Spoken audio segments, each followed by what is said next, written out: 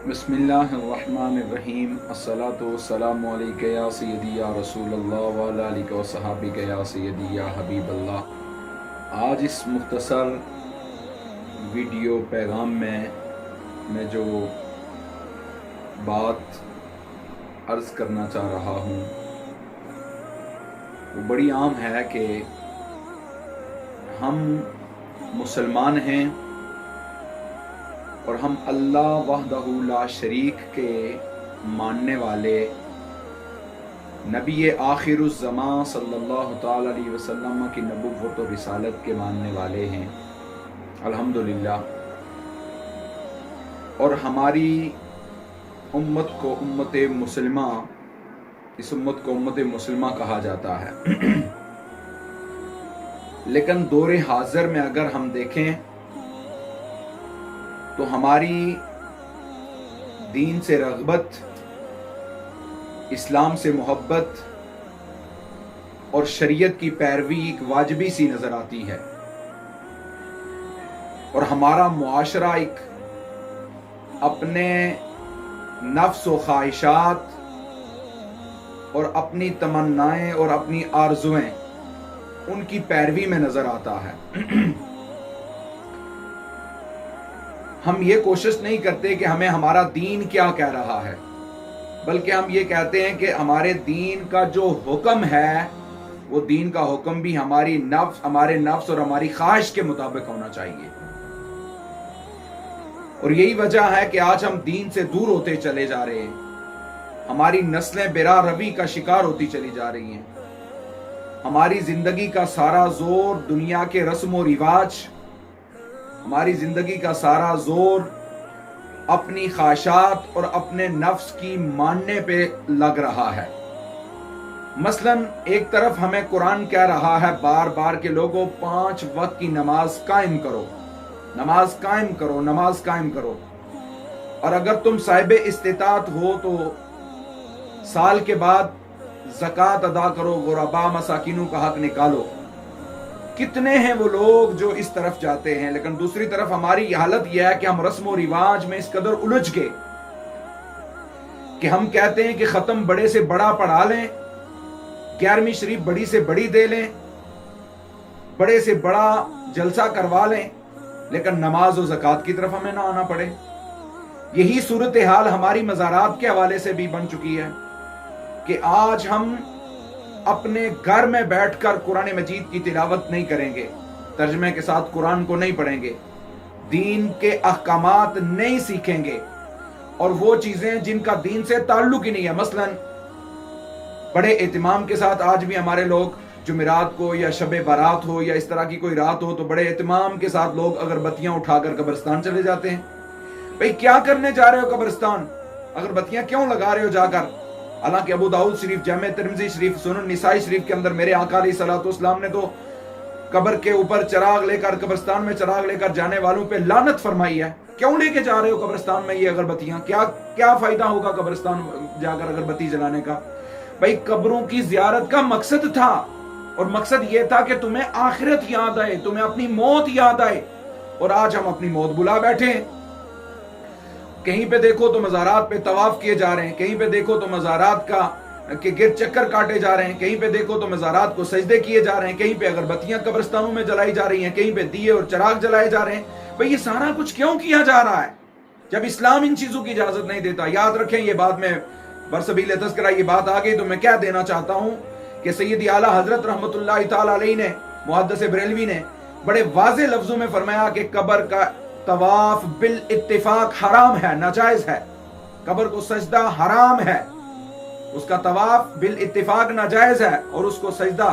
کسی بھی قبر کو، کسی ولی کی قبر کو سجدہ کرنا، اگر تعظیمی سجدہ کر رہے ہیں کسی اللہ کے ولی کو کہ مزارات کو سجدہ کر رہے ہیں تو یہ حرام ہے، اور اگر اسے معبود سمجھ کے سجدہ کیا جائے، عبادت کی نیت سے کیا جائے تو یہ شرک ہے۔ سجدہ تو جائز ہی نہیں ہے کسی صورت میں، لیکن ہو رہا ہے، جو حالا بیٹھے ہیں وہ کروا رہے ہیں۔ حالانکہ خانقاہوں کا مقصد یہ تھا کہ لوگوں کی رہبری اور رہنمائی کی جائے، لوگوں کا تزکیہ کیا جائے، لوگوں کا تصفیہ کیا جائے، لوگوں کے اندر اللہ کا خوف پیدا کیا جائے، لوگوں کے اندر اللہ کی خشیت پیدا کی جائے، لوگوں کو اللہ کے قریب کیا جائے۔ لیکن آج مزارات پہ بھی یہ حالت ہماری بن چکی ہے کہ چکر لگوائے جا رہے ہیں، سجدے کروائے جا رہے ہیں، منتیں منوائی جا رہی ہیں، اور اب جناب پتہ نہیں کیا کیا کیا جا رہا ہے۔ او خدا کے بندو، باہر آؤ، دین کی طرف آؤ، اللہ اور اس کے رسول کے احکامات کی طرف آؤ، اپنے رسم و رواج کو اپنے پاؤں کے نیچے رونپ ڈالو اور وہ کرو جو اللہ اور اس کا رسول کرنے کا حکم دیتا ہے، اور اس سے رک جاؤ جسے اللہ اور اس کے رسول نے منع فرمایا۔ یاد رکھنے میں وہ بات کر رہا تھا اگربتی کی۔ علماء فرماتے ہیں کہ اگر قبرستان میں یا کسی مزار پہ زائرین بیٹھے ہیں، قرآن پڑھنے والے لوگ، دعا مانگنے والے، تو قبرستان کی خالی جگہ پہ دور باہر رکھ کر اگربتی سلگائی جائے، اگر خوشبو کی نیت سے، تاکہ زائرین کو یا قبر پہ دعا، جو قبرستان میں دعا مانگنے کے لیے آئے ہیں، انہیں ان تک خوشبو پہنچانا مقصود ہو، تو اس نیت سے اگربتی جلانا جائز ہے۔ اس کے علاوہ اگربتی جلانا جائز نہیں ہے۔ وہ بھی قبرستان کی دور باہر خالی جگہ پہ، دور باہر خالی جگہ پہ آپ اگربتی رکھ کر اسے سلگا سکتے ہیں خوشبو کی نیت سے۔ اور اگر یہ مقصد ہے کہ اس اگربتی سے، یا آپ چراغ جلا رہے ہیں تو یہ مقصد ہے کہ اس چراغ سے قبر والے کو کوئی فائدہ ہوگا، یہ مقصد غیر شرعی مقصد ہے، اور اس مقصد کی شریعت میں کوئی گنجائش نہیں۔ مردے کو نہ اس اگربتی کا کوئی فائدہ پہنچتا ہے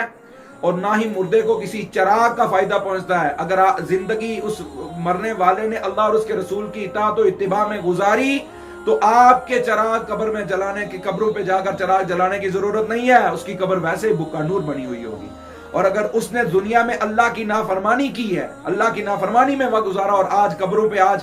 آپ لاکھوں چراغ لے کے چلے جائیں، قبر والے کو کوئی فائدہ نہیں ہوگا، اس کی قبر اندھیرا ہوگا، تاریک ہوگی قبر۔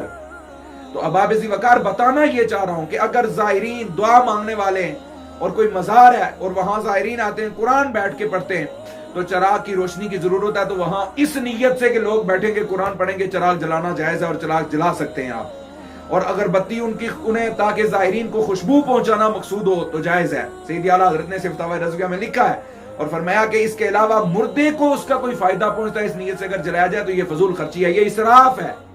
بھئی کیا مقصد ہے؟